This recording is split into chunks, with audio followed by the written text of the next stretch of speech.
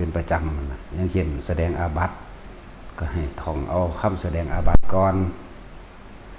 มันสิได้ใส่ทุกวันพระอยู่แล้วล่ะสิได้แสดงความบริสุทธิ์แก้กันอย่าพึ่งเล่งเดินจงกรมจนสอดแจงหลายมันประเด็นนอนมันปวง มันเป็นแบบมันเอาความอยากน้ำหนักจนเกินนะบ่แม่นเห็นเพิ่นเว้าว่าเพิ่นแซ่บสอดแจ้งตลอดลุ่ง2 คืน 3 คืนต่อติดอันนั้นเขาเจ้าค่อยๆซึมซาบมาเริ่มต้นมาทีละเล็กทีละน้อยซะก่อนเขาเจ้าบ่ได้หักเลยทีเดียวเด้คอยซึมไปซะก่อนจนเกิดศรัทธามีอยู่แล้วต่อมาก็เป็นตอนหลวงพ่ออันนี้เฮ็ดอยู่นี่ตอนเอาคักๆมันก็5 ปีกว่าๆพุ่นเด้16 ปีพุ่นเด้จังมันจึงเป็นศรัทธากล้าเกิดมีกำลังวิริยะความเพียรก็กล้าขึ้นมาเองเด้บัดนี้ทราบกล้าเกิดก็มีกำลังเป็นเองเป็นแบบบ่หยุดบ่หย่อนมันเป็นเอาเองได้บาดนี่เฮามีแต่รู้ว่ามันเป็นซื่อถึงขั้นนั่งลงไปในหน้าผานั่นนั่นก็มันก็เป็นของมันเองเฮาก็มีแต่รู้ว่ามันเป็นซื่อเด้นั่งได้45 มื้อสิไปรัดเอา40บ่แม่น49 มื้อว่ามัน45 มื้อสิเป็นนั่งรัดเอา49 มื้อคือเพิ่นมันตายเด้สิบอกให้เด้ค่อยๆเฮ็ดไปแต่อยู่บ่แม่นว่าเล่งเอามือเดียวที่เดียวเด้อความอยากมันน้ำหนาจินตนาการมันน้ำหนาบางที่จินตนาการในการไปหูไปเห็นเกิดภาพที่ตัวเองวาดเอาเองคิดเอาเองว่ามันเป็นภาพนั้นภาพนี้เด้นั่นแหละค่อยๆเฮ็ดไปท่องจำเอาบทแสดงพิจารณาซึ่งอาหารปฏิสังขโยนิโสปิณฑปาตังบทพิจารณาซึ่งยากิลานะปัจจยะเภสัชชะค่อยๆแสดงค่อยๆท่องจำไปเรื่อยเดินจงกรมมั่งสักชั่วโมง2 ชั่วโมงบ่แม่นไปเดินแบบเบิดคืนแบบนั้นพิจารณาซึ่งกุฏิวิหารเสนาสนะท่องเอาแล้วก็พิจารณาอาหารพิจารณาผาจีวรังปฏิเสวามิพิจารณาเบิ่งเอาค่อยๆซึมซาบไปเด้อตราบใดที่เฮายังทรงอารมณ์เป็นกุศลอยู่มันก็สิไปเสียมันก็ค่อยสังสมไปตัวทรงฌานเอาแค่ปฐมฌานมันคล่องซะก่อนรู้ลมหายใจเข้าออกมีอาการปิติเป็นเครื่องกำกับเป็นเครื่องยืนยันว่าเป็นผู้ทรงฌานเจริญฌานด้วยปฐมฌานจะพึ่งไปจินตนาการเอาผลของมันเด้บอกมันไปทางวิปลาส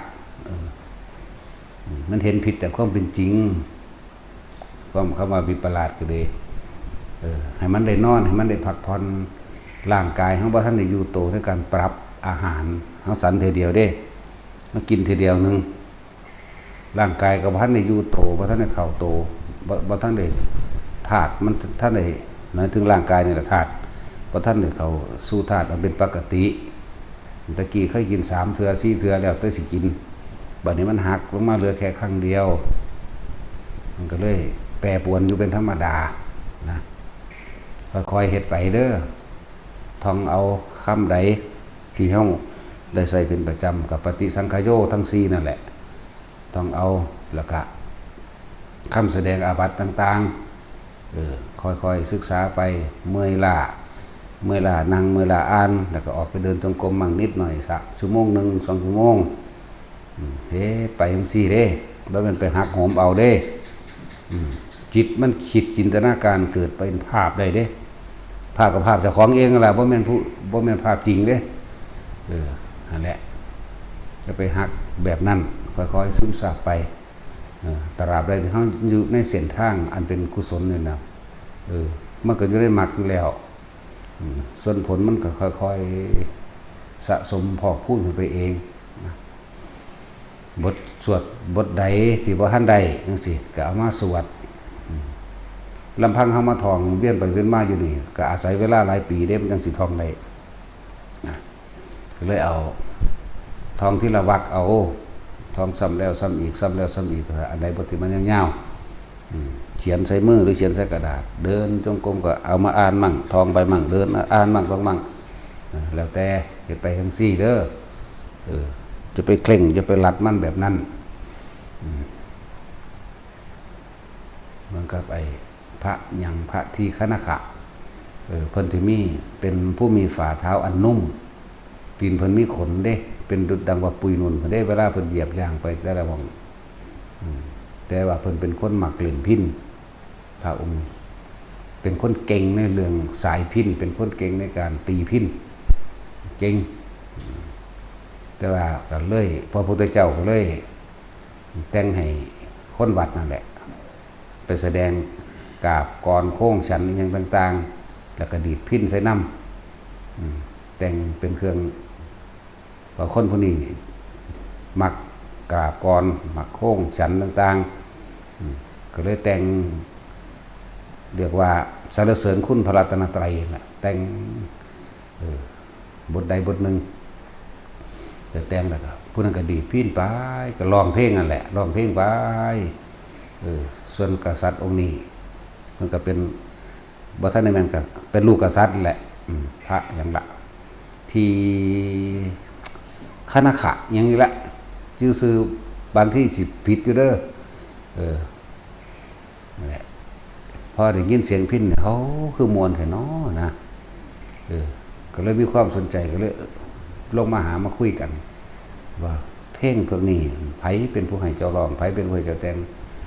ก็เลยว่าพระพุทธเจ้าแต่ว่าเขาเคยเห็นพระพุทธเจ้าได้จินตนาการว่าคนผู้นั้นซื่อว่าพระพุทธเจ้าซื่อบ่ได้เข้าใจว่าเป็นพุทธสรูปบ่ได้เข้าว่าเป็นผู้แสดงธรรมเด้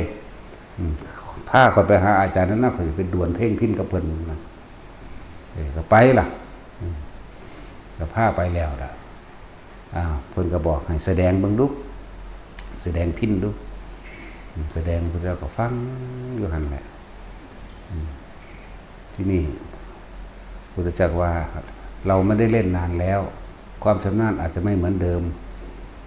เพิ่นก็เล่นให้เบิ่งมันบ่แม่นที่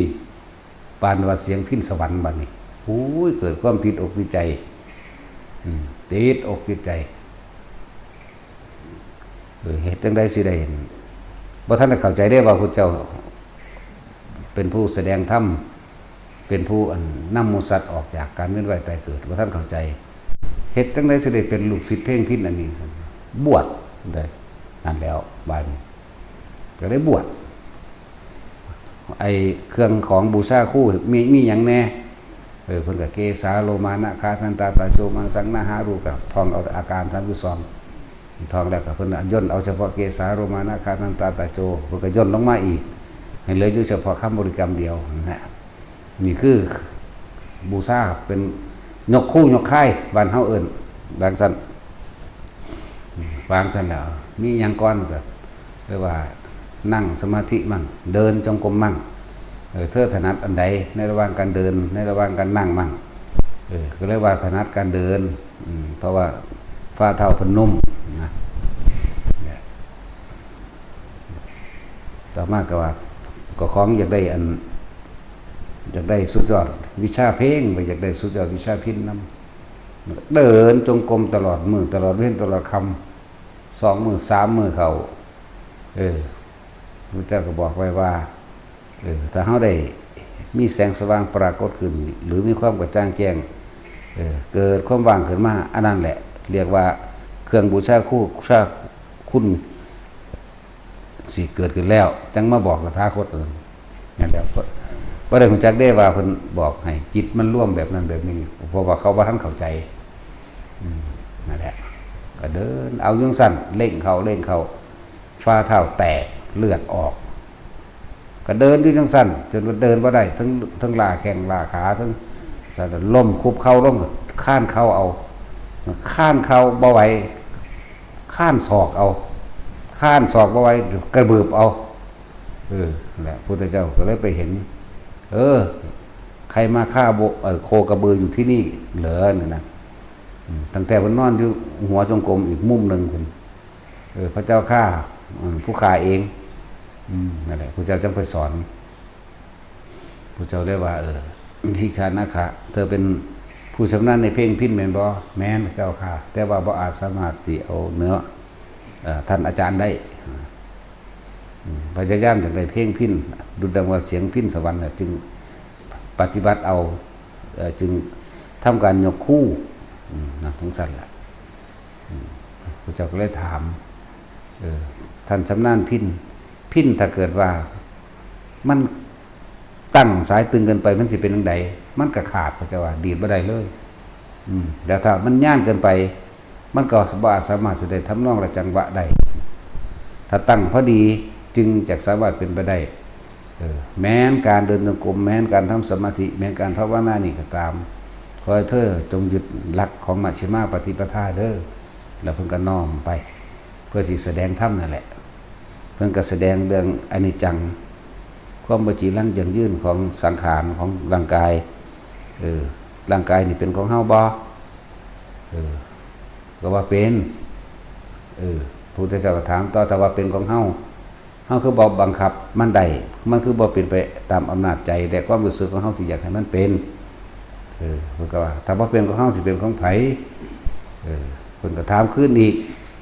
ฝ่าเท้าเธอแตกฝ่าเท้านั้นเป็นเท้าใครบอกเท้าข้าพระองค์เองบอกไม่ใช่บัดนี้พระเจ้าว่าแข้งขาเนี่ยเป็นของข้าพระองค์เองก็ไม่ใช่เพิ่นก็คอยซึมซาบไปเด้ถ้าเท้าถ้าขาถ้าแข้งถ้าแขนจะเป็นของเธอต้องบังคับได้ว่าจะปวดอย่าจะเจ็บอย่าแตกอย่าเลือดไหลก็ขึ้นก็ค่อยเข้าใจได้บ้างร่างกายนี้ไม่ใช่ของเราเป็นแค่เครื่องอาศัยในการบำเพ็ญเพียรบางอย่างเท่านั้นเองก็คอยซึมไปจังแสดงอริยสัจสี่เมื่อแสดงอริยสัจสี่แล้วการฝึกหัดปฏิบัติของเธอนี่ขอให้ลดหย่อนผ่อนลงมามีการนั่งมั่งเพื่อธาตุขันธ์ได้พักแข้งพักขามีการเดินมั่งเพื่อให้อาหารย่อยและเป็นที่เป็นผู้มีอาพาธน้อยเพิ่นก็บอกอานิสงส์ของการเดินจงกรมมั่งอานิสงส์ของการนั่งมั่งอานิสงส์หลายอย่างแต่ที่สำคัญเพิ่นก็แสดงอริยสัจแล้วเพิ่นก็แสดงอนิจจังทุกขังอนัตตาเพิ่นก็เลยเข้าใจเรื่องอนิจจังคือร่างกายบ่เป็นของเฮาแม่นดังสมดังพระองค์ว่าจริงๆถ้าเป็นของเฮาต้องบังคับได้ว่าจะปวดจะป่วยถ้าเป็นของเฮาต้องบังคับได้ว่าจะแตกจะหิวจะห่อนจะหนาวโอ้นี่เข้าใจแล้วกับบ้านคิดเป็นนั่นแหละหลังจากฟังนั้นมาแล้วก็เลยปฏิบัติแบบครึ่งๆกลางๆเรียกว่าเป็นกลางอาทิตย์นึงก็บรรลุอรหันต์ละหลังจากนั้นมานั่นแหละแต่ว่าเฮาเข้าใจว่าสมัยพระพุทธเจ้าเฮาอดข้าวอดน้ำจนสลบสลายไปนั่นน่ะมีเทวดามาดีดพิณให้พระพุทธเจ้าฟังดีดสายที่แรกมันตั้งตึงกันไปปิ้งปิ้งขาดในเขาบรรยายไว้ดีดสายที่สองไปมาดีดตัวหนึ่งตั้งย่านๆดีดตวงมันก็บ่เป็นเพลงใดต่อมาก็มาตั้งสายกลางพอดีอันนี้คือความเข้าใจผิดของทุกคนที่เชื่อแล้วเด้อบ่แม่นเด้อพระสยามผู้นี่เป็นโดยพระองค์เองสสัมผู้ย่านบ่มีผู้ใดอาจสามารถสอนได้เด้อเป็นเทวดาอินพรหมทั้งใดก็บ่อาจสามารถสินำความรู้นี่มาสอนได้ทรงการตรัสรู้เป็นพระพุทธเจ้าก็ตรัสรู้ด้วยพระองค์เองทรงเป็นพระสยามภูเองบรรลุกับบรรลุด้วยพระองค์เองประสบการณ์แห่งพระองค์เองเรียกว่าสัพพะสยามภูญาณรู้ความเป็นพระพุทธเจ้าก็รู้ด้วยพระองค์เองพากันเปลี่ยนความคิดไหมอย่าไปเข้าใจว่าเทวดานั่นเป็นผู้มาสอนให้เดินทางสายกลางเทวดาทั้งใดมันสิไปสามารถสอนคนที่ไปเป็นพระพุทธเจ้าได้นั่นแหละแต่เขาก็วาดไว้คนก็เสือไปแล้ว เพราะว่าบ่มีการพิสูจน์นำมันเลยเสือนั่นแหละอันนี้เขามีการพิสูจน์สุดๆโดยการเหตุผลตรรกะของตนสะกอนว่ามันเป็นไปว่าได้คนที่เป็นสยามผู้ต้องเป็นโดยพระองค์เองมันบ่มีผู้ใดสอนได้อยู่แล้วเป็นครูของเทวดาและมนุษย์แน่เราจะเอาเทวดามาสอนบ่เรื่องมรรคผลนิพพานเรื่องสัพพัญญุตญาณมื้อนี้นั่นแหละเขาก็เป็นไปบ่ได้เขาก็ลงใจตนเองว่าเป็นไปบ่ได้แน่นอนเทวดาจังได๋สิมาหาสอนให้คนตรัสรู้เป็นพระพุทธเจ้าได้นะบัดนี้มันก็ผิดกันกับคำว่าเป็นครูของเทวดาและมนุษย์พร้อม แล้วก็โดยคำแปลต่างๆโดยภาษาสยามผู้ย่านต่างๆพระพุทธเจ้าย่อมเสมอด้วยพระพุทธเจ้าความตรัสรู้เป็นพระพุทธเจ้าความตรัสรู้สิ้นทุกอย่างโดยสิ้นทั้งปวงย่อมตรัสรู้ด้วยพระองค์เองก็ลงตัวเข้าใจถึกอยู่นั่นแหละเรื่องดีดพินกับว่าแมนว่าเทวดามันดีดพินเนี่ยพุทธเจ้าฟังเด้ตอนสมัยเพิ่นบำเพ็ญเพียรอยู่นั่นน่ะบ่แมนเด้อหลายอย่างที่มันไม่ใช่เยอะคือว่าระดับเป็นธรรมะมันก็เพียรมากมันนาน 2,000 กว่าปีแล้วนั่นแหละหลายอย่างนี่ก็อันนึง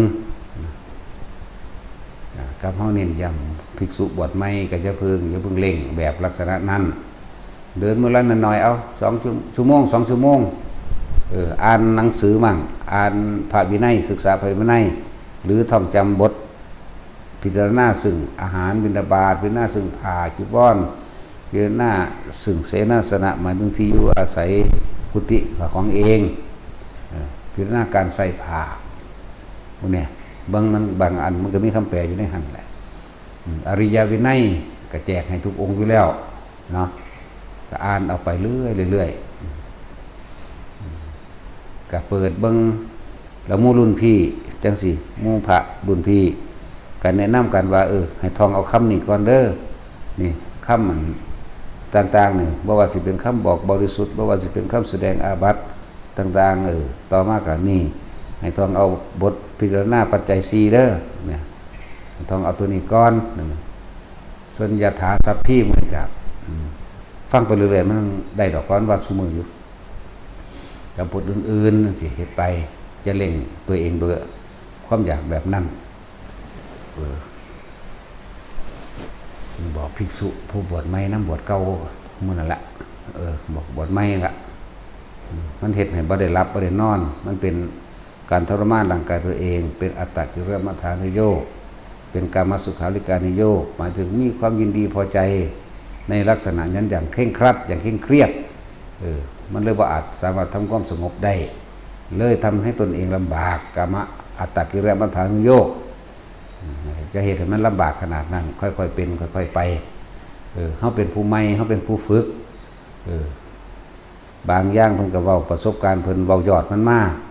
จังซี่เฮาจะไปถือเอาแต่ยอดมันเลยนั่นแหละคือความอยากได้จนเกินไปจังซั่นอยากได้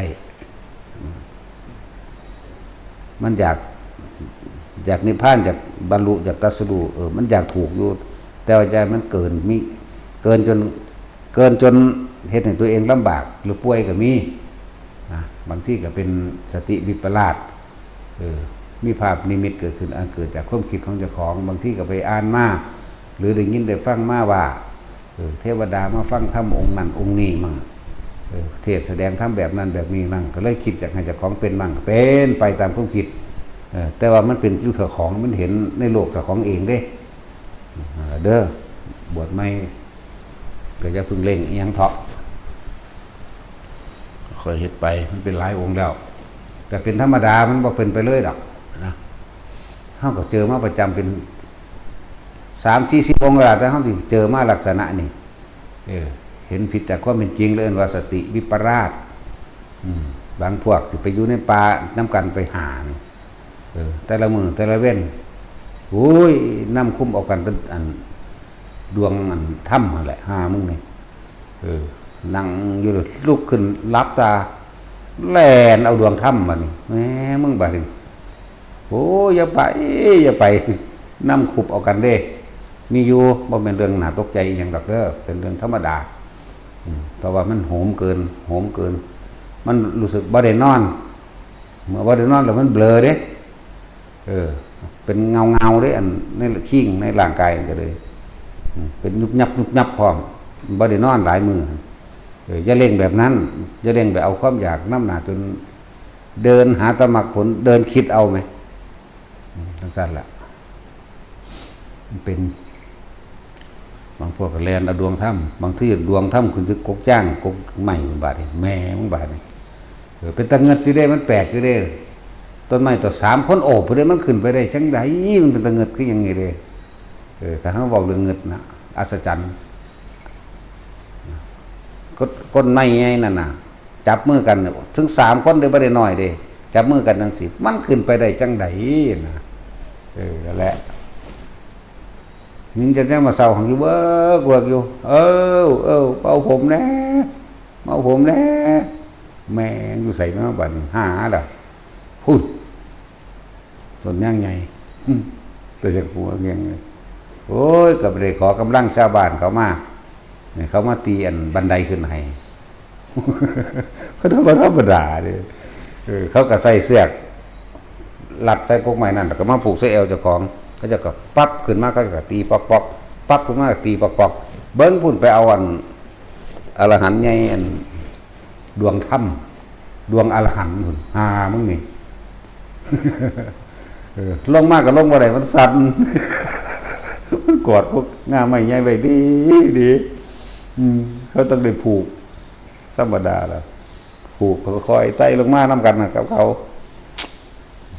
แบบนี้นั่นแหละพวกความเร่งเกินไปเร่งความอยากจนจินตนาการไปนำมันบ่สงบแต่ความสงบของท่านได้เกิดอยู่บัดนี้มันกับบวกกับการอาการบ่ได้นอนมันก็เบลอล่ะมันก็เพี้ยนไปเรื่อยแหละอันนี้เสียงก็แค่วับเบิ่งแบบย่านบัดนี้พวกย่านก็ย่านได้บัดนี้มันขึ้นก๊กไม้นี่ก็ร้ายแล้วล่ะขึ้นก๊กไม้นี่นำเอาอยู่5-6 องค์โบราณสมัยนั้นใครอยู่ก๊กไม้น้อยๆนะแต่ก๊กไม้ใหญ่ดีมันจะไปเอิ้นชาวบ้านมาซอยยากเขาซื้อตะปูอีกมึงตะปูตีเข้าไปเลยเด้อันแล้วแพ้เสือเอาลงมาได้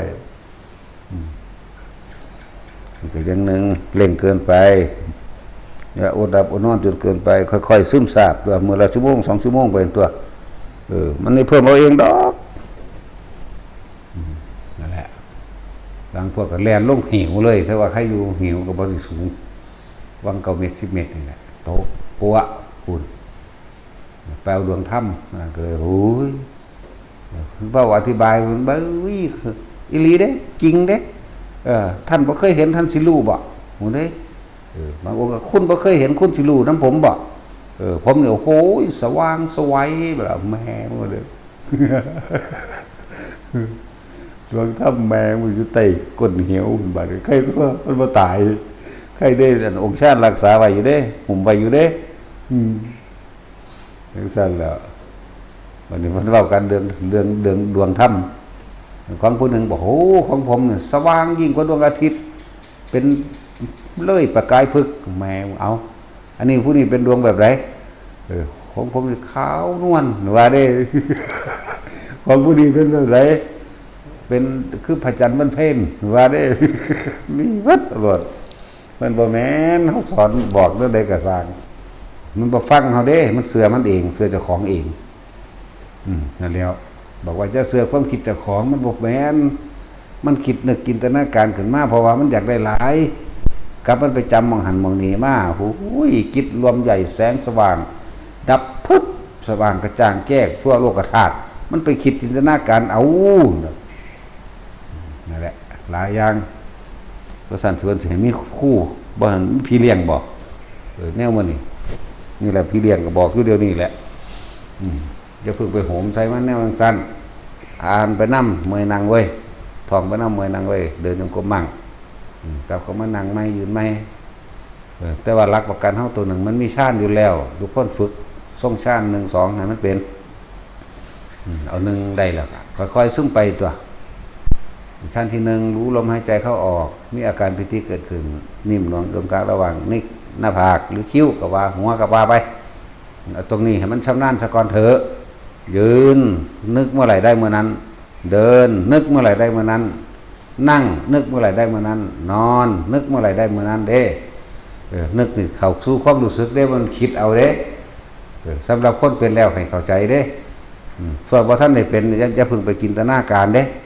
นึกเมื่อไหร่เนี่ยหมายถึงนึกถึงความรู้สึกในอาการปิติที่เกิดขึ้นตรงกลางระหว่างคิ้วหน้าผากหรือบนหัวหรือหน้าอกได้ทั้งนั้นอย่าพึ่งมันชำนาญสะก่อนชำนาญขึ้นนึกเมื่อไหร่ได้เมื่อนั้นนึกนี่นึกถึงความรู้สึกที่เป็นจิตหนึ่งนะความรู้สึกที่เป็นหนึ่งเป็นอุเบกขาพวกนี้ค่อยๆเฮ็ดไปเด้อค่อยๆสังสมไป อ่านอันนั้นอ่านแต่เฮาก็อยากให้อ่านหนังสืออริยวินัยแหละก่อนเพราะเป็นเครื่องรักษาตัวเองเฮาจังสิรู้จักอันใดผิดอันใดถูกอันใดควรบ่ควรนั่นแหละ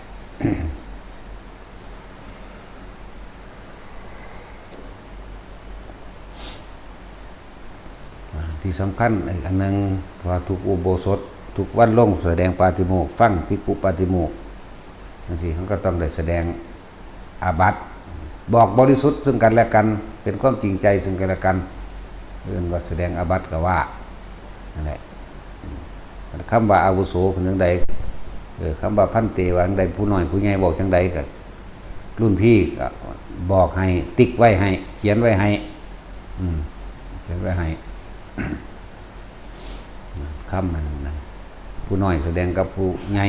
หมายถึงผู้อายุพรรษาหลายกว่าเป็นผู้ใหญ่ผู้ใหญ่แสดงกับผู้น้อยก็มีมันมีคำเปลี่ยนคำนิดหน่อยหนึ่งดอกก็จดเอาไว้เด้ออย่าขาดอย่าวันแสดงปาฏิโมกข์ก็สิได้เรียกว่าเป็นสังกัสสะสามัคคีภิกขุสังกัสสะสามัคคีเป็นความสามัคคีพร้อมเพรียงกันของหมู่ภิกษุสงฆ์เบิกแล้วก็สวยงามแล้วก็เป็นการสนทนาทำตามการซึ่งกันและกันมั่งผู้ใดผิดหยังก็สามารถที่จะกล่าวตักเตือนกันได้ด้วยความปรารถนาดีเด้แล้วบ่แม่นเสียดสีทิ่มแทงซึ่งกันและกันอะไรควรมันต้องยอมรับเด้ต้องยอมรับเด้เวลาเขาเจ้าตำหนิขึ้นมาตำหนิในสิ่งที่อันนี้ควรอันนี้ไม่ควรอันนี้ไม่ตรงอันนี้ไม่ถูกก็ว่าไปยอมรับกันเฮาละมาแล้วละความเห็นละความให้ละมานะทิฏฐิที่เคยว่าแต่ของเก่งที่เคยว่าแต่ของอวดรู้ยังก็ว่าไปละลงมาอดเอาคมเอา มัทวะการคมใจจากอารมณ์ที่เคยชินบ่เข้าใจได้แต่คนมาเป็นธรรมดาได้แต่คนมาถักมาถ่วงในลักษณะว่ากูผิดนี่มันสูญขึ้นลดไปก็ดีบัดนี้ให้เฮาเข้าใจทราบว่าเฮากำลังมาเนกขมะคือคมจิตเจ้าของเองออกจากกามเข้าสู่เนกขมะเข้าสู่เนกขมะภาวนาสั่นหมู่ภิกษุเก่าๆกะเล็งเอาพวกเก่าๆก็ดีจนพวกใหม่ก็จะพึ่งไปเล็งมันร่างกายบ่ทันได้ปรับสมดุลได้เด้อสมดุลบ่ทันเกิดนะเพราะมันเริ่มมาสันเข่าทีเดียวได้บัดก็ต้องเป็นธรรมดาท้องก็ห้องอุกอากไปเด้ท้องก็ฟดบ่ๆไปแบะไปได้บัดนี้ความคิดก็นึกปุ่งไปหาอันนี้มันหอมมันได้บัดนี้พูดแล้วนึกไปหาลาบง่วงพูดแล้วอ้อมบางมันขึ้นแล้วอ้อมหอยหิวเวลามันหิวมันจะแสบบัดส่วนเด้เนาะเห็นบ่พากันตักบักหลายอาญะกินเข้าไปคักๆแล้วมันบ่เบิดเด้ตั้งแต่น้องไม้ลวงก็เป็นตะแสบคือหยังอยู่เนาะบักพริกพวกบักพริกแก้วหมู่นี่โอ้ยมีแต่เนี่ยเป็นตะแสบตาฮักเอาอยู่ว่าซั่นเพิ่นหิวนั่นแหละคนบ่ภาวนาจังว่าล่ะแต่คนภาวนามันบ่มีความคิดอีหยังบ่ได้คนที่ส่งฌานอยู่ในฌานที่2ก็ได้ตอนตักนี่เฮาให้มันได้เป็นที่2หมายถึงว่ามีเฉพาะอาการปีติสุขเอกคตานี่ปีติเกิดขึ้นรวมจิตเป็นหนึ่งบ่แห้งอะไรนั่นมีเฉพาะปีตินั่นน่ะวิตกไม่มีวิจารไม่มีเป็นปีติสุขเอกคตาบัดยุ่งสั่นมันก็บ่คิดตัวอันนี้บักผัดเผ็ดปลาดุกก็เป็นแต่แซ่บคือยังทวนเขาดังแบบน้ำลายแตกออกธรรมดาว่ะแต่คนมันอยู่ในฌานมันบ่เป็นเด้อันคือยิบเอาซื่อๆแหละธรรมดานั่นแหละเวลามันหิวบ้ยจักเว้นอย่างแบบเป็นตะแซ่บบัดอร่อยซั่นเด้ออมหอยกับรสชาติมันเข้าไปในความรู้สึกก็เด้ออมหอยใส่ผักอีเลิศใส่หยังกระซังมันสิจ้วยเข้าไปแล้วเด้มันคิดนี่จังว่านี่มันดับสัญญาบ่เป็นนั่นแหละสัญญาเวทนาสังขารร่วมอยู่อันเดียวกันที่ใจเฮานี่แหละมันปรุงแต่งต่อเลยได้มันเห็นเฮามักอยู่แล้วก้อยง่วนนี่มักอยู่บ่ได้ปรุงจังว่าล่ะกินเลยว่าต้องใส่ข้าวคั่วหอมๆแต่ว่าคำว่าบ่ได้ปรุงเข้าใจบ่ แต่สินเจ้าเข้าใจว่าเดี๋ยวนี้มักก็ได้ก่อยงวดแต่ว่าบ่ได้ปรุงอย่าว่ามันคนละความหมายกันเด้อกับคนทางโลกนั่นเด้อไม่คิดนึกปรุงแต่งรสชาติที่เคยชินในความอร่อยในความขมอำลำเนี่ยมันบ่เกิดขึ้นบ่เป็นทางโลกอันนี้เขาบอกตลกทางโลกซื่อบ่ได้ใส่ข้าวคั่วหอมถ้าทางโลกกันแปลว่าบ่ได้ปรุงกินดิบๆแบบบ่ต้องใส่ข้าวคั่วหอมบ่ต้องใส่ดีใส่เพี้ยดอกคนละแบบกันเด้อเลื่อนไปเสียก็บ่ได้กินหยังได้ก็หยิบเอานิดๆหน่อยๆนึงมันบ่อยากหยิบหยังเลยพุ่นล่ะมันบ่อยากจักว่าล่ะมันบ่อยากเด้กินก็กินซ้ำซากไปน้ำหมูซื่อๆเด้กินซ่าๆกินเยินๆไปซื่อๆเด้กินอีหลีน่ะบ่เกิน8 ค่ำเด้เฮ็ดงามไปซื่อๆแต่สิลุกเร็วไหลพวกกันผู้เฒ่าก็กินข้าวบ่อิ่ม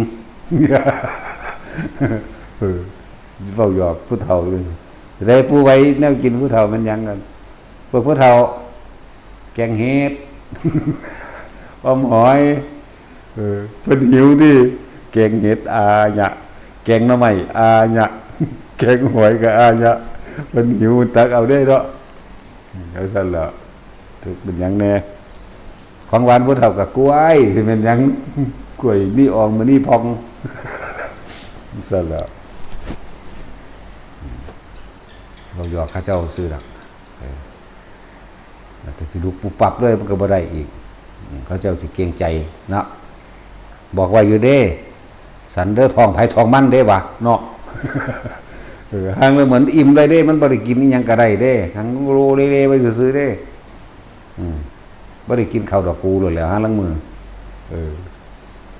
ปานว่าตักเครื่องบาทพุ่นหางลังมือตักเอาได้น้อยนึงบัดเทลงตีเบิ่มออกมาจังซั่นแล้วพวกซ่อมก็ซ่อมเบิ่งคือกันได้แต่สินพวกซ่อมก็เฮ็ดตาสิงเงียงเบิ่งเฮาแอบเบิ่งเลยว่ามันเป็นหยังมันคือหลายแท้เพิ่นก็คือกินอยู่ก็ว่าเด้จนว่ามาถามครูบาพวกมาถามมันพุทธขึ้นมาเหรอเพิ่นว่าหรือมันยังไงมันเป็นยังไงซั่นเอาอันใดก็มึงสิไปหาสาเหตุมันยังว่าโอ้ยบักลายบักหามึงนั่นล่ะมันสิพูดกันว่าได้มันเป็นได้บาทว่าเทลงมาข้างหลายมีก็คือมีแต่บ่มีก็สร้างมันเป็นหยังนั่นดอกนี่แหละพวกมีเหตุผลแต่ว่าบางเฮาบ่มีเหตุผลเด้เทบึมก็บึมหลายก็หลายตัวน้อยก็น้อยตัวเท่านั้นเด้บ่ได้สนใจมองหันเด้นั่นซั่นแหละถามว่าจกลงไปล่วงลงไปในอันกระเป๋ายามมันบ่มีเงินเนาะตาสินเนาะมันเบิดแล้วเด้ซั่นจกเข้าไปใหม่กันมีอยู่จก2 เทื่อ 3 เทื่อมีคือเก่าเว้ยมีก็มีตัวสิไปถามหาเหตุผลหยังก็มันแหมก็ว่ามันเบิดจกเข้าไปมันก็มีอยู่เอาไปจกไปอีกก็มีอีกเอาไปเพิ่นไปถามว่ามีเทคนิคไหมว่าซั่นเฮ้ยตัวอย่างหัวตัวบ่มีมันมีก็คือมันมีเด้อมันออกมายังไงมันก็ถามเอาเด้บักนักวิทยาศาสตร์ไงซักขี้เกียจเต็มหัวอยู่มันซักหามันทำบ่บุมันซั่นแล้วจักซับลูกหยังมันคือบ่ซักหีใส่ในปากบ่น่าจะสิให้บอกว่าอย่าไปถามเลยสิได้เปิดหำมึงหรือบ่ซักให้หำมึงว่าบ่ต้องไปถามหาเหตุผลหยังกับมันไหมแน่จังสัตว์เฮ็ดไปโลดเป็นหยังบาดเจ้าของเป็นเองยังบอกตอบบ่เป็นคือยังครูบาโกเมศจังซี่ก็เคยเป็นโอ้มันเป็นจังซี่มาถามเฮาถามหาแมงบ่ตัวบาดเคยเป็นหรือยังเป็นแล้วเป็นเทื่อนึงเทื่อที่2สงสัยปั๊บบ่เป็นได้บาดนั่นเห็นบ่ล่ะความสงสัยมันข้ามนิวรณ์บ่ได้มึงสิสงสัยเฮ็ดหยังก็เฮ็ดไปโลดเพราะหยังก็ส่งชาติอยู่ในหันมันเป็นเอาเองตัวหยังก็ดีเป็นคือเป็นบ่เป็นก็คือบ่เป็นถ้ามันเป็นแล้วก็จะไปหาเหตุผลกับมันไหมพวกอิ่มเองนี่พวกกินบ่ได้เลยถ้าอิ่มแล้วกินบ่ได้เลยนั่นจังซั่นล่ะมีเด้มันอิ่มขึ้นมาโลดโดยเฉพาะมื้องานมันกินบ่ได้เพราะว่าหยังมันเมื่อยอันนั้นมันบ่แม่นอิ่มมันบ่อยากมันเลยเวลาเนาะตัดสิน11 โมงกว่าแล้วห่วยมันบ่ได้เลยว่าจะรับจับแจ็บแล้วจังนั้นหนีรถนั่นแหละ ผู้ใด ทรงชาติได้ก็อาศัยกำลังของมันค่อยๆสังสมให้มันตั้งมั่นมากขึ้นมากขึ้นแต่ละมือแต่ละเว้นได้ทีละ2 นาทีทีละ1 นาทีหรือแม้ชั่วขณะหนึ่งก็สร้างคอยนึกเข้ามาเรื่อยนึกเข้ามาเรื่อยมันก็ค่อยๆมันก็เหมือนกับเฮาเก็บเงินนี่แหละเว้ยมื้อละบาทมื้อละ2มื้อละ3มื้อละบาทมื้อละ5มื้อละ10เฮ็ดไปเรื่อยๆมันก็ค่อยพอกพูดขึ้นมาเองดอกบ่แม่นไปเร่งเอาผลมันคือเพิ่นว่าบางอย่างสอนร่วมนี่มันผู้ถาฟังหรือว่าผู้มีคำถามไปแล้วเฮาก็เว้ายอดมันก็มีอยู่แต่ว่าบ่แม่นเอาเป็นมาตรฐานเดียวกันปัญญามันก็มี3ระดับของไผของมันระดับขั้นต้นก็อย่างนึงขั้นกลางก็อย่างนึงขั้นสูงสุดก็อย่างนึงนั่นแหละบ่แม่นสิไปรวบเอาอย่างเดียวนั่นแหละจังว่าศรัทธาพวกศรัทธาจริตมันสิเชื่อเร็วพวกนี้เชื่อแบบบ่ใครควรถือหน้ามาพอสมควรปานใดนั่นแหละเป็นจังซั่นยินว่าเพิ่นเดินจงกรมตลอดรุ่งกูก็สิเดินคือกันมันบ่ได้เด้เขาเจ้ามันอยู่โตแล้วเด้ร่างกายก็อยู่โตความสัมพันธ์ก็อยู่โตอด 3-4 มื้อเป็นเรื่องปกติอด15 มื้อเป็นเรื่องปกติของเขาเจ้าจังซี่เด้เขาเจ้าอดเพื่อหยังเพื่อจะให้กำลังทางร่างกายทั้งราคะมันลดฮอร์โมนมันลดลงถ้าเราดูทางร่างกายมันลดลงแล้วมันเหนื่อยมันล้ามันเพลียมันก็บ่อาจสามารถคิดทะเยอทะยานไปได้สิเขาเจ้าก็อดนั่นเป็นวิธีของไผของมันดอกแล้วแต่วิธีไผมันได้อันการสิสู้กับตัวใดราคะน่ะสู้กับกามราคะใดแต่ที่ว่าเรื่องเก่าๆอันคือหลวงปู่จวนเพิ่นเอากระดูกสร้างบ่ได้ว่ามาผูกใส่ค่อยเพิ่นจักว่าล่ะตัดสินธรรมดาว่ามันก็เคี่ยวมาแล้วก็พูดใส่อันในนั่นเด้แต่ก็เอากระดูกสร้างได้มาผูกใส่เอาจอนผ่าขึ้นจักว่าอยู่ในป่าทางจงกรมอันนี้หมุนขึ้นเบิ่งก็ได้มึงเพิ่นหยังมึงก็จักเซิงแท้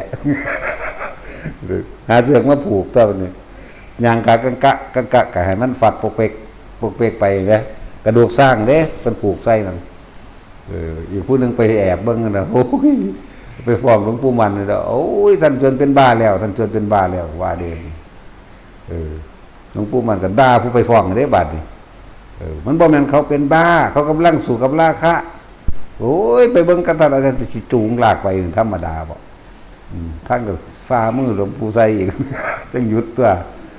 มึงไปหาสอดรู้สอดเห็นแอบออกหาแต่ผู้อื่น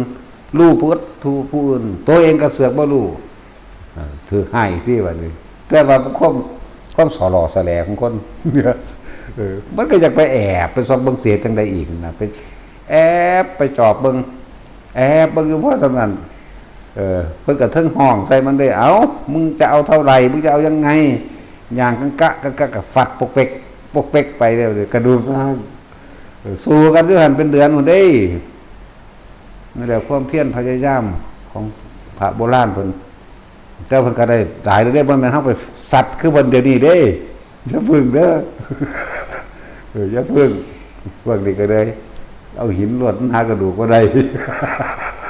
เอาหินแม่ลักใหญ่ๆลวดจังซั่นแล้วก็จะสู้กัน2 เดือน 3 เดือนพุ่นเด้จังคอยทุเลาเบาบางลงมาเป็นอีกก็เฮ็ดอีกเด้จังซั่นแหละยินจังซี่ก็บ่แม่นว่าสิไปเฮ็ดคือเพิ่นโลดค่อยๆเป็นไปเด้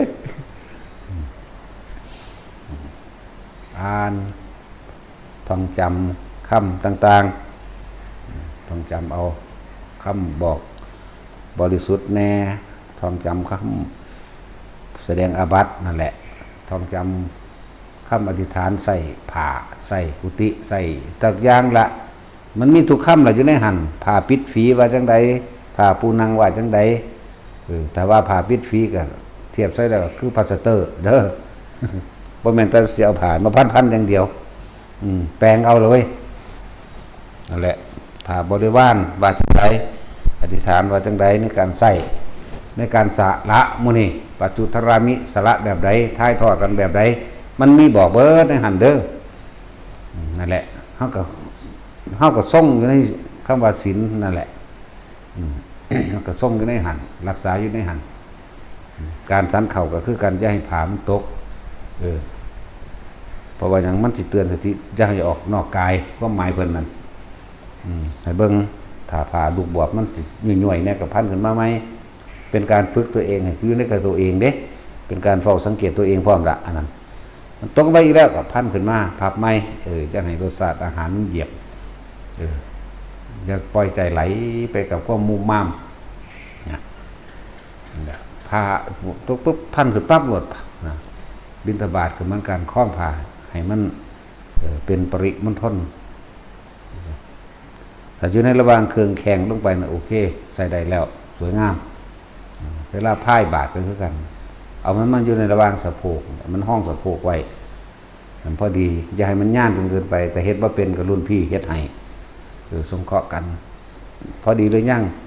ลูดขึ้นมาให้พอดีมื้อนี้แต่พอดีแล้วก็เอาไปก็ถือมาตรฐานพอดีตัวเองพวกบาทต่างๆนะอธิษฐานบาทใส่บาทว่าจังใดใส่ผ่านั้นผ่านี้มื้อนี้ก็ท่องเอาสันเขาเฮ็ดแบบไรเขาจะสอนอยู่แล้วละย่านนั้นดื่มซ้ำมันแน่นแหละเวลาสันเขานั่งรอการถวายถาดอาหารเลื่อนถาดอาหารวันนี้อย่าคุยอย่าปากอยู่เบิ้งดังไผดังมันอยู่ในร่มไผ่ร่มมันเบิดทั้งเบิดนี่แหละผู้ใดที่เขามานี่ก็เลยพากันนิ่งอยู่พอพระอย่าเว้ากันอย่าให้ยินเสียงน้ำใดมันก็เบาได้อยู่ตัวมันแล้วสักก่อนจึงไปเบานะจะอุ้ยอิ่มบ่ได้เด้มันสังเกตความคิดเจ้าของโดยอาศัยลมหายใจกับการจับจุดอุณหภูมิตัวเองนั่นแหละบิณฑบาตกันได้อุณหภูมิเกิดขึ้นเหลือบตาเบื้องปลายจมูกเจ้าของมันก็อยู่ในระยะหนึ่งศอกจังซี่แหละเป็นสั่นเฮ็ดจับเวลาเดินจงกรมกับเวลาบิณฑบาตก็เป็นอันเดียวกันนั่นแหละก็มีอยู่กับอุณหภูมิได้นิ่มน่วงกลางหน้าผากมั่งนิ่มน่วงกลางหัวนิ่มน่วงระวังทำกลางอกได้ทั้งนั้นคือจะให้ออกจากโลจะออกจากกายสติปัฏฐานสี่กายเวทนาจิตเวทนากายจิตรู้กายจิตรู้เวทนาในความรู้สึกที่เป็นหนึ่งไปอย่าคุยอย่าปากบอกกันว่าเห็นสิมีประโยชน์บอกมาหลายครั้งแล้วละบอกมาตั้งเกิดแล้วละมาเป็นภิกษุเป็นผู้เห็นไพ่ในวัฏฏะอันนี้แล้วก็ยังสิเว้ากันอยู่บ่นะชั่วข้าวเดียวนึงดอกซ้ำมันนั่งรออาหารนั่งมื้อนี้ก็ดีแหละเป็นผ่าคุ้มบ่ทันงามก็หัดคุ้มนะหัดคุ้มเอาเองพันแบบนั้นแบบนี้ให้มันคล่องบิณฑบาตก็คุ้มให้งามบัดมันก็เกิดกายมันงามดอกงามภายนอกก็คืองามมาจากภายในเหมือนกันนั่นแหละบิณฑบาตก็คือจะคุยกันจะหยอกจะเล่นกันกลมไปของมันหลวดหลายอยู่ดอกแต่สิเว้าไปทั้งเพิ่นก็เว้าบ่เบิดละแล้วแต่เหตุการณ์ถ้าเฮาสำรวมสังวรในศีลปฏิโมกข์ของเฮาเองมันเป็นสมาธิเลยเด้แต่ว่าเฮาบ่ฮู้จักซื่อมันซื่อ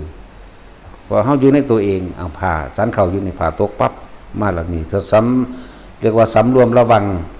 สังวรตัวเองโดยเด่นนั่นสำรวมระวังโดยเด่นรู้สึกตัวบ่ได้ตัวนี่ปั๊บขึ้นมาสันไปผ้าตกก็ปั๊บขึ้นมาเนี่ยกลับมารู้สึกตัวให้มันรู้สึกตัวโดยภายนอกก็สร้างบ่ทันได้ถึงขันภายในถ้ารู้สึกตัวโดยภายในก็อยู่ในนั่นแหละอาการปิติปราโมทย์เกิดขึ้นณจุดใดจุดหนึ่งกลางหัวกลางหน้าผากและกลางตัวกลางหน้าอกนั่นแหละเฮ็ดไปซ้ำนี้แล้วเวลาสะสมไปเลยสมาธิชีแปลว่ามันตั้งมั่นเมื่อมันตั้งมั่นเฮาสิเห็นดอกหน้าเฮาสิเห็นกายหายใจเฮาสิเห็นกายเห็นอันนั้นอันนี้เองดอกหน้าผู้รู้ก็เลยรู้ว่ารู้ลมรู้ความรู้สึกในกายทุกอย่างนั่นแหละมันสิรู้เองดอกหน้าแล้วก็สิรู้ความคิดเองดอกหน้าความคิดเจ้าของได้มันความคิดผู้อื่นอย่าเพิ่งเร่งเด้อไปก็ดีเร่งลักษณะแบบเอาความอยากใส่เกินไปบวชไหมเพราะมันวิปลาสหลายอยู่เด้ธรรมดาเด้เป็นเรื่องปกติดอกแนวมันนี่แล้วก็พวกมันเสื่อความคิดเจ้าของมันเสื่อภาพของเจ้าของเอง เป็นพระพุทธเจ้าเสด็จลงมาเนี่ยมันก็นั่งคุกเข่าแล้วเดินจงกรมอยู่ดีๆนั่งคุกเข่าพนมมือลงเอาอีกแล้วล้วนแล้ววันนี้อย่างนั้นพระเจ้าข้าว่าไม่เป็นอย่างนั้นพระเจ้าข้าข้าเดียวไม่เป็นของตนพระเจ้าข้าอันนั้นก็ไม่เที่ยงพระเจ้าข้าเนี่ยเอาแมงยังรอบดีว่าเอาอีกแล้วว่าใครเด็ดแต่เขาเห็นก่อนเขาก็ไปกระซากหรือไปปลุกให้เกิดตื่นขึ้นจากความรับไหลให้ตื่นออกจากห่วงแห่งความคิดเจ้าของได้นั่นก็มีโอ้ผมเป็นอะไรว่าดิผมเป็นอะไรนี่เรื่องส่วนตัวหลายดอกเนี่ยมันเป็นเรื่องปกติในวงกรรมฐานในบุคคลเจ้าภาวนาเด้อบ่เป็นเรื่องคือเป็นตาตกใจอย่างดอกในชุดชายแล้วมันก็บ่เป็นบ้าดอกบ่เป็นมันเป็นช่วงระยะพระพี่เลี้ยงก็ค่อยประคองเอาไผก็สร้างพี่เลี้ยงก็นั่นแหละแต่ผู้ดึงเป็นบ้าแล้วบ่เป็นบ้าวิปริตวิปลาสคือซื้อดอกเบิ่งกันไปมันบ่ได้นอนจักว่าล่ะก็เป็นสั่นแต่มันเล่งเอาเองความคิดก็ว่าได้พักร่างกายก็ว่าได้พักมันเป็นแบบนั้นนะแต่แขนงไปทางอื่นเฮ็ดไปทางอื่นเอาเด้ออันนั่งหรือไปเฮ็ดเวียกงานน้ำมูก็เฮ็ดไปเฮ็ดกุฏิไปเฮ็ดไปนั่นแหละค่อยๆเป็นค่อยๆไปเอามันเล่งแบบนั้น หลายอย่างดอกตาสิเล่งคือพระจักขุบาลมันก็เล่งจนตาแตกก็3 เดือนคนได้ล่ะจักขุแปลว่าตาปาระแปลว่าแตกทำลายเรื่องว่าพระตาแตกเรื่องว่าพระจักขุบาลมันเป็นเล่งความเพียรของเพิ่น3 เดือนเต็มออกพรรษาพร้อมกันกับตาแตกสินะเล่นแบบว่ากระพริบตาอันก็เลยแต่กระพริบเรื่องนั้นละความจริงมันก็ดีเพิ่นเล่นแบบไม่นอนไม่เอาหลังแตะพื้นอันนั้นเดินจงกรมก็ลืมตาอยู่แล้วนั่งก็ลืมตายืนก็ลืมตาอยู่แล้วบ่อาศัยอริยบทนอนบ่ให้มีเลยสิเป็นนอนแต่แข้งหรือกระสางหลังไม่เคยแตะพื้นเนี่ยเป็นเล่งแต่ก็3 เดือนไม่ได้ล่ะตาแตกพร้อมกันกับบรรลุอรหันต์น่ะจังซั่นล่ะเป็นเล่งแต่ว่าที่จริงเพิ่นเฮ็ดมานานแล้วเด้บ่แม่นไปจับมาต่อยอดว่าเพิ่นเล่งแบบบวชมาปึ๊บเฮ็ดมื้อนั้นปึ๊บเลยบ่แม่นแบบนั้นเด้มันก็คอยแทรกซึมไปซะก่อนพุ่นเริ่มตั้งแต่บวชใหม่ผีบ่หรือลูกค้าเทวดาภูมิเทวดาลงมาหลอกหลอนเขาเดือดร้อนเขาอยู่ว่าได้นะเรื่องหนีมาคุยกับพระพุทธเจ้าพระพุทธเจ้าบอกเอาท่องเอาบทกรณีนี่นะพวกเจ้าไปทั้งใดพวกเจ้าคือบ่มีเมตตาแท้นะก็เลยให้ท่องบทกรณียมัตตกุศลนิยันทังสันตัมปะทางอภิสมัยจัสสะกุอุจุจสูงจุนั่นแหละท่องเอายังไงดอกท่องไปบอกว่าท่านใดก็ท่องไปนั่นแหละอาจารย์ครูบาลก็อยู่ในกลุ่มนั้นอยู่ถึงแล้วพระเจ้าก็3 เดือนพระจักกุบาลก็ดีเริ่มนับหนึ่งแต่เมื่อเขาพรรษาพอดีกับออกพรรษาตาแตกพร้อมแต่ว่ากับบรรลุนั่นแหละเพียงได้ก็สร้างแมงนะประทันบรรลุเนาะตัดสินเฮาแต่บรรลุกับจักเบ่งใดคือกันเฮาก็บ่จักมันเป็นจังไดบรรลุอรหันต์มันเป็นจังไดนะมันคือพากันอยากเล่งอยากได้คักแท้นะเอาอยากได้ก็อยากได้ดีก็อยากอันฆ่ายาบ้าอยู่ดอกเนาะดีก็อยากไปหาหลักปลาขอนคนหลักไก่คนอยู่ดอกภิกษุใหม่ให้แตกให้พระวินัยให้อย่างนั้นก็เอาตัวรอดให้มันได้มันจำบ่ได้ทั้งเบิดดอกอย่างนั้นก็พอรู้เรื่องพอไปสังคมงานนิมนต์ต่างๆสิก็พ่อให้เขาเจ้าได้รู้จักแน่ว่าเฮาก็อยู่ในระเบียบวินัยอยู่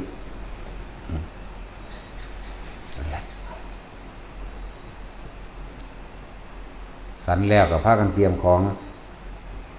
ต้องตาหลักกับหมู่ได้พอ50 องค์บ่ล่ะได้เท่าใด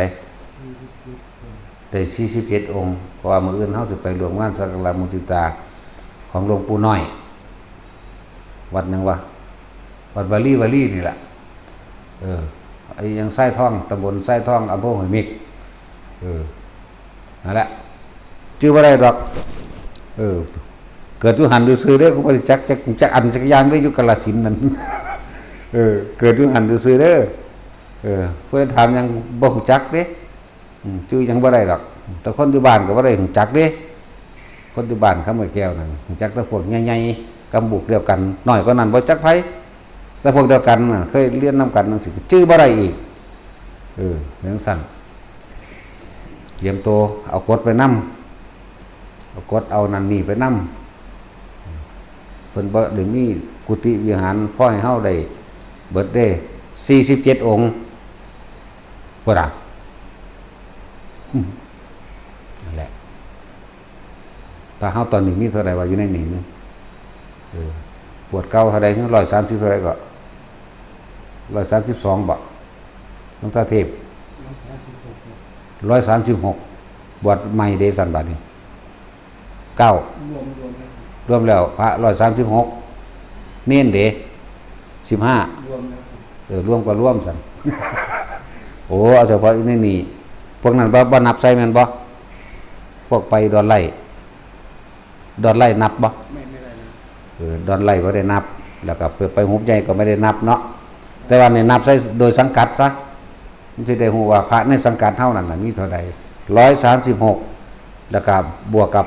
ดอนไร่อีก8บ่หรือ9 8เป็นติ๊กตักติ๊กตักติ๊กตักเป็น148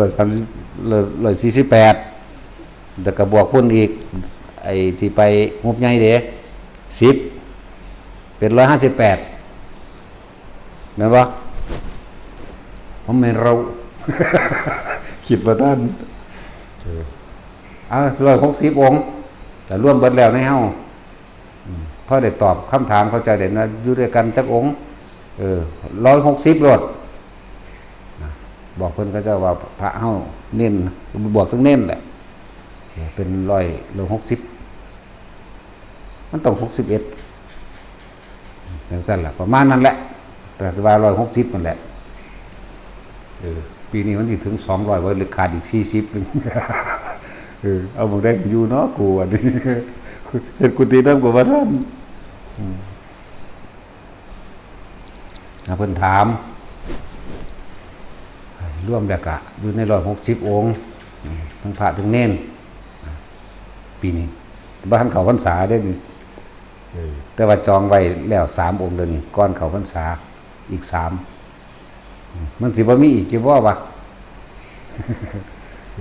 ทั้งสั่นแหละหาหลวงปู่น้อยเพิ่นถามอยู่นำกันเท่าใดนะพระเฮานั่นอยู่นำกัน4-5องค์แยกเกี่ยวใส่กันว่าได้กัดกันคือหมานี่ว่าเนาะแต่สินผมบวชมื้อเดียวก็แซงแล้วท่านสั่นล่ะคนบ่มีบารมีเนาะแต่สินเดี๋ยวอันยังแอดมินเพิ่นจะเอาไปฟ้องดอกหลวงพ่อมันบอกว่าบวชมื้อเดียวก็แซงแล้วอยู่นำกันแค่5ผู้องค์นึงกัดกันคือหมานี่ยินเวลาพวกนั้นเนาะมันเป็นหยังมันคืออยากกัดกันมันเก่งหลายบ่มันแขวเหย้าบ่เนาะลูกศิษย์หลวงปู่น้อยนี่แหมมันอยู่บ่เป็นบ่เพิ่นคือว่ากัดกันคือหมาหรือมันเป็นหมาอีหลีด่าไปพร้อม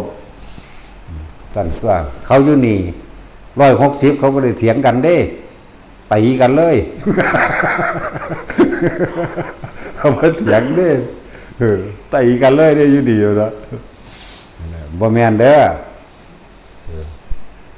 กูอยู่นำหลวงปู่น้อยนั่นน่ะ5-6องค์นึงมันสิไปเฮากันเฮ็ดหยังถึงเป็นบ้าบ่เนาะโอ้ยนอกกับไผว่ากูผู้เดียวนี่ว่าเขาอยู่นี่160เขาบ่ได้ผิดเขาบ่ได้เถียงกันเขาศึกษาดีแล้วพระวินัยเขาคมใจมีธรรมะมีความคมจิตคมใจอุมขะเพียรพยายามอย่างกล้าในการที่ฝึกหัดดัดตนเองเด้อยู่นำกันสาหาพวกองค์สิแง่ใส่กันมันเป็นหมาบ่แล้วอยู่นี่เขา160พุ่นเขาบ่ได้เถียงกันเด้ตีเลยแล้ว160 จังว่าถ้าได้ยินได้ฟังอยู่ก็พากันสำรวมระวังในตนเองนะโดยให้ครูบาอาจารย์เพิ่นนักใจอย่างนั้นดีๆเด้เพิ่นมันบอกกันบ่ได้ดีเด้อยู่หั่นมีแต่ผู้เก่งๆเอาผู้ใดนอนไปตีเอาผู้ร้ายบ่ไปตีนั่นแหละไปหาเพิ่นเฮากะไปสัมมาคารวะนั่นนี่กับเพิ่นนะจะอวดเก่งเด็ดขาดเฮ็ดเป็นเหมือนภิกษุผู้ใหม่ได้เฮาเด้อจะไปอันนั้นอันนี้เฮาบวชใหม่บ่จักหยังอีโหนอีเหน่ก็แบบนั้นแหละงะงะนั่นแหละให้น้อมให้สำรวมให้ระวังตนเองจะไปอวดรู้อวดเห็นอวดเป็นใดๆทั้งสิ้นไปคือหมูคือหมานี่ก็โอ้บ่แม่นไปคือหมูได้อยู่แต่ไปคือหมาบ่ได้มันเห่ากันมันสิแง่ยิงแขวใส่ตัวนั้นตัวนี้ไปคือหมูได้ดุดแมงไปโลดอูดไปโลดไปทรงกลมไปตำๆว่าหมายนั่นจะไปสูงคือบ่จักหยังเขาสิเว้านั่นได้ก็สำรวมระวังในตนเองจะออกจากลมจะออกจากความรู้สึกในกายนั่นแหละจะเป็นผู้รู้มากให้เป็นผู้สำรวมเอาเองจะอวดจะอ่างยังกับสาสำนันนี่ยังให้บ่อวดบ่อ้างจังว่าเฮาเน้นย้ำบวชเข้ามาแล้วให้ศึกษาพระวินัยเป็นเรื่องรักษานักบวชเป็นเกราะป้องกันตนเองเด้ตัวเองก็ต้องศึกษาตัวเองก็ต้องฝึกหัดตัวเองนั่นแหละสั้นไปเพิ่นพาสวดยังก็สวดไปเบิดภาษาสวดสำนันเนาะเจ้าใจสิขาดได้สวดทำนองแบบนั้นเนาะตาสินฟังเบิ่งเพิ่นทำบัดเด้อว่าไม่เฮ้ยศูนย์ก่อนนั่นแล่นทวนๆรถก็เอาดิเนาะก็เฮ็ดไปนำเพิ่นนั่นแหละเฮ็ดไปมาคารวะเคารพนอบน้อมซึ่งกันและกันมีกิจกรรมหยังก็ร่วมกันของซั่นล่ะใครอยู่ได้มันไกลก็ไกลบ่ไปเด้ไกลตัวหลวงพ่อเองบ่ไปหรอกเด้อถ้าให้หมู่หลวงตาหลักไปโลดกับหมู่คณะน่ะเท่าไหร่ก็48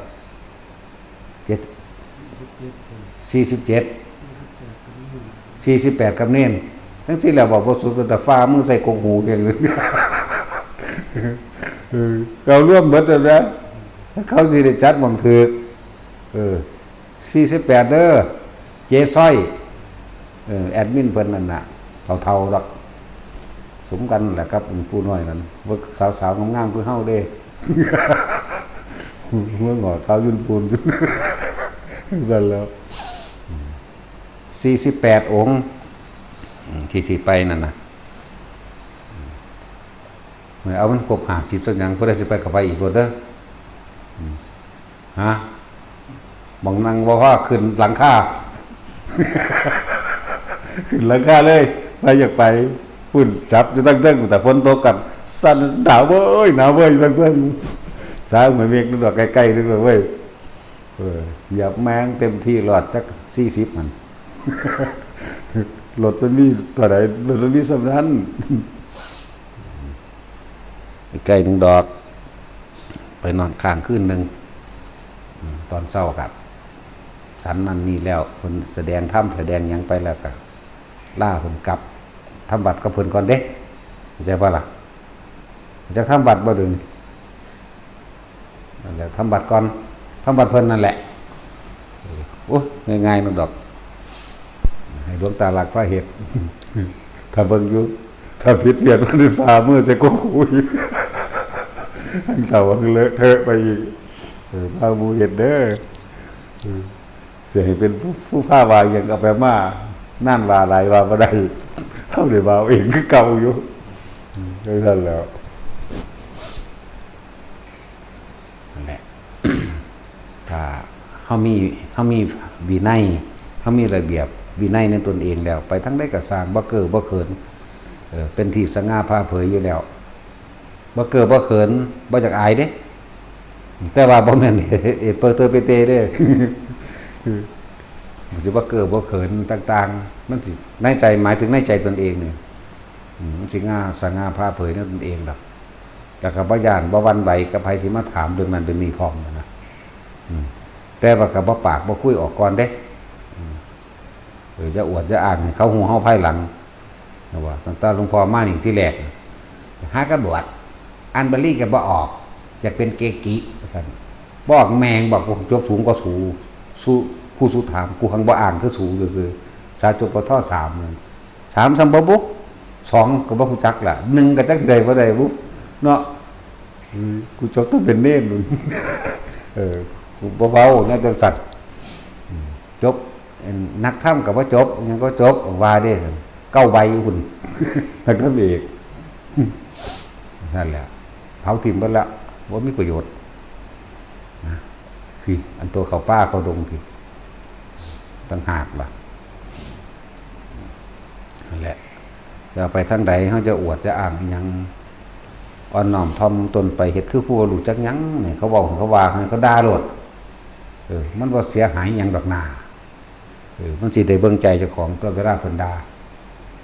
บ่จักหยังจักอย่างซั่นก็บ่ยากอยู่ยากหยังวะว่าเขามาฮู้ภายหลังเป็นจังได๋ล่ะบาดจักอายเฮาซ้ำเขาจนแต่งบาลีเอาเองก็ได้เขาจนแต่งเป็นเนื้อเป็นเรื่องเป็นเล่มก็ยังได้แต่ว่านั่นคือแต่งบ่เป็นจริงฟาดทิ่มความจริงเข้าป่าพี่เข้าไปป่านี่เสียงนกแสกเสียงนกฮูกเสียงนกกดเสียงนกกระเต็นเป็นตาญาณเด้นกกระเต็นห้องจะเคยยินบ่ล่ะโอ้กุกกักกักกักกักกุกกักกักกักคือธรรมดาบ่เป็นตาญาณบัดเบิ่งกักๆแล้วโอ้ยนกกระเต็นตัวน้อยๆนึงโอ้ยเป็นตาญาณคือหยังเสียงมันคิดปรุงไปล่ะนั่นแหละฝึกตัวเองอย่าออกจากกายอย่าออกจากลมหายใจอย่าออกจากความรู้สึกในกายอุณโลมของเองมันบ่ธรรมดาเด้บางทีไปตักน้ำสอดโพโบขึ้นมาบักไงเด้งูบักไงเด้ซ้ำต้นเผาเลยงูอันก็เลยแต่เฮาอยู่ในอุณโลมเฮานี่เอากาไปตักน้ำขึ้นมาต้มแต่กินมันต้องต้มเด้บ่ได้มันเป็นหลายๆอย่างอยู่ในหั่นแหละต้มเฮ็ดโมโก้ใส่เฮาอยู่นี่แต่เฮาบ่ออกจากอุณโลมเฮาบ่คิดหยังเฮาก็ตึงบ่ตื่นกล้าก็ไม่กล้ากลัวก็ไม่กลัวรู้หรือดูเห็นอยู่เฉยๆตักมาเฉยน่ะแต่อยากทดสอบตัวเองก็ซื้อดอกโดดถีบบ่มีโดดถีบเลยโดดลงน้ำนี่แหละโดดถีบตู้มลงไปฉะนั้นแหละอยากอาบน้ำจักหน่อยน่ะแล้วมันร้อนบ่มีนี่เด้เบิ่งความคิดเจ้าของให้มันทันความคิดเจ้าของในความจริงมันก็ดีบางมองเฮาก็ยังกลมๆอยู่แล้วเข้าป่าแต่บ่มีเครื่องไม้ติดตามแขนตามแข้งตามขาอย่าไปเงยมันปานใดให้ย่างกลมๆพอสัตว์ผิดจังหวัดมันสิอยู่น้ำดินอีกอย่างหนึ่งเฮาสิได้ระวังหมดพวกแมงนะแม่นอยู่วัดเฮาเดี๋ยวนี้ก็เหมือนกันเลยจะพากันย่างเบิดหลายเฮาย่างไปตามทางย่างเบิ่งหมดนะเบิ่งหมดเบิ่งแมงแล้วก็โง่อันนึงน้อยๆสัมปกานี่ก็มีให้พากันย่างกลมๆแน่ที่เพิ่นอนุญาตให้ถือไม่เท่ากับเอาไปตะเคียสิ่งเหล่านี้แหละพอขี้เข็บพวกมื้อนี้ละแม่งเง่าแม่งงอดหรือโง่มื้อนี้แหละเพิ่นให้เคลียร์ถ้าคนมาก่อกวนตีหัวมันโลดไม่พ้อมแฝกนำแมงเลยแต่พวกใดมันลุกลานเฮานั่นแหละพอเฮายางเดินพากันพาจักกันในวัดน่ะจะยางโดยประมาทเด้อรักษาชีวิตผู้อื่นนำเด้หมดมีตั้งหลายชนิดปวกก็มีคือกันพวกหมดดำๆหมดขิวๆดอกนั่นเพราะว่าถ้าหมดแดงเด้หมดแดงก็ยังแดงขั้นไฟแดงกินไข่หมดดำแบบดำขั้นไฟแบบตวดเขาเนี่ยพุ่งขึ้นกระหม่อมกระบี้เด้ก็แล้วเห็นว่ามันไปตอดปากนี่นะโมอยู่ให้เบาดูหลายแม่งอดมันตอดปากเพิ่นให้ย่างกลมๆให้ระวังชีวิตผู้อื่นการรักษาศีลจริงๆแล้วคือการรักษาชีวิตผู้อื่นแต่บ่ล่ะในข้อปานาเนี่ยนั่นแหละหมดตั้งแต่เฮาก็ย่างข้ามไปหุ่นไปเอา ส่วนมากเราเห็นเนี่ยองค์ใดก็องค์นั้นแต่บ่ค่อยนั่นเลยย่างเหยียบเข้าไปเลยโลดให้แนมย่างกลมๆไปเห็นอันนั้นนี่ก็จะเหยียบมั่นขามเอามันจะเป็นแมงเมาอย่างก็ตามแมงเมาสิก็จะไปเหยียบมั่นขามไปเวลาไปทางใดนี่จะกลมเด้นี่แต่มันมีงาใหม่เขาก็เลี้ยวเบิ่งงาใหม่ก่อนเพราะว่าเพื่อมันมีงูเลี้ยวเบิ่งต้องสั้นแหละแต่ว่าถ้าไปป้านี่บูไปเลยเด้สมัยนั้นไปป้านี่บูไปเลยกลางคืนกับบูหม่นไปเลยอันนั้นมันฝึกตายบูไปแต่ว่าบ่เคยออกจากความรู้สึกในกายบูไปขึ้นกกไม้ดึงเครือไม้ข้ามขึ้นไปโขดหินบางอันนี่ขึ้นไปยื้อไปผู้ร่างกายจังสิปีนขึ้นทั้งหน้านี่เด้บ่ได้ไปขึ้นทั้งหลังคือหมู่เด้แต่ว่ายังว่าตะกี้บันไดมันยังมีอยู่ศาลาตอนนี้มันห่างเบิดแล้วมั้งห่างเบิดแล้วล่ะตะกี้ยังพอพักได้แต่ว่ากับเพ่งปางเบิดแล้วล่ะวันนี้ที่เขาเจ้าตีเป็นบันไดขึ้นบันไดหน้าผาสั้นได้บางหันแต่ว่าบ่เคยออกจากลมบ่แม่นตะลมอยู่ในความรู้สึกในบนหัวเฮานี่แหละปีนขึ้นไปของกับพายพาดเบียงกันจังซี่เบียงมาทางหลังแน่เอาผ้าหน้ามามัดให้มันอยู่ข้างหลังบ่ให้มันออกมาข้างหน้าเพราะว่าเฮาปีนกู้ปีนหิวน่ะบ่ให้มันไปส้นนี่ผิดพลาดมาผ้าหน้ามาผัดมัดแล้วให้ของอีลุงตุงนั่งจักกดจักบาทละจักถุงเฮาละมัดนั้นไว้ก็ปีนขึ้นไปแต่บ่เคยออกจากความรู้สึกในกายอยากว่าล่ะ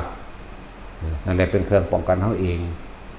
ชาญสมาบัตินั่นแหละสิรักษาป้องกันอันตรายเองบางอย่างก็แปลกอยู่ได้บันไดหลุดอยู่มากงาไม้น้อยๆนี่อยู่ได้จังใดเครือไม้น้อยๆของคนมันหลุดลงมาตามธรรมชาติสัญชาตญาณก็ซอยตัวเองดึงข้าวเศร้าเครือไม้น้อยนี่อยู่ได้ดิก็ยังเป็นนั่นนะก็จะคอยปีนขึ้นไปศาลาตัวนั้นเดี๋ยวนี้มันสิยั่งบ่บุเร็วตั้งแต่กี้ก็ผีอันแมซี่น่ะอยู่หั่นแหละเอาไป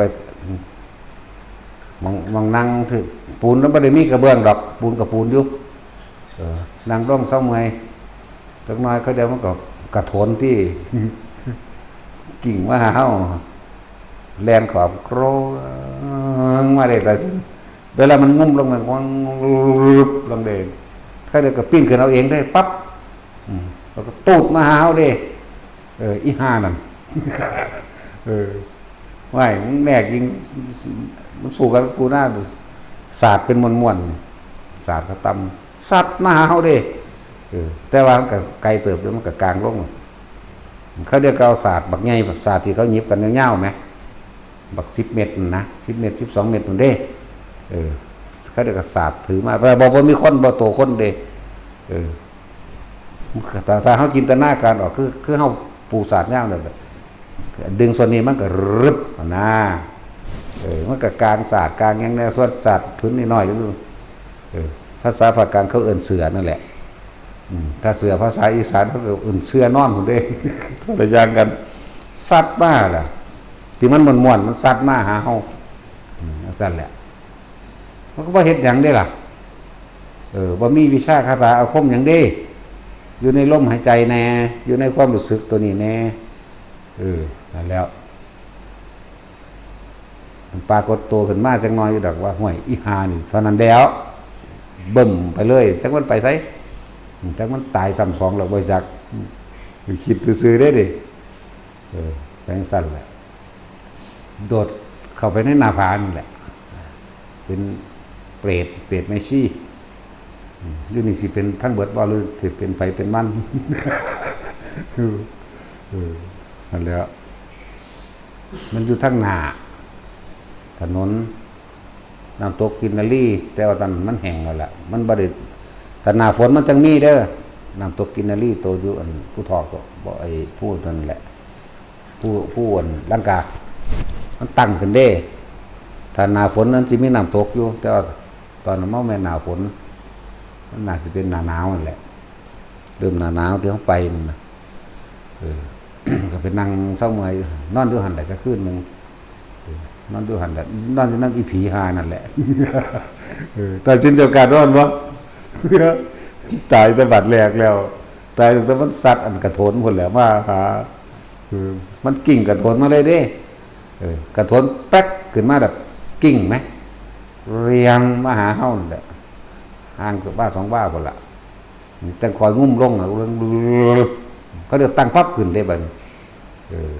มันคือมันสิยางมาตั้งมันมีฤทธิ์มีเดชแมงปานใดดอกอีหานี่หันง่างไปเชิงอยู่ญาติเด้ผีกับญาติคนแบบนี้เด้ห่วยมึงสิซ้ำใดมึงกูเชิงมึงก็ได้มันญาติเด้แต่สินะ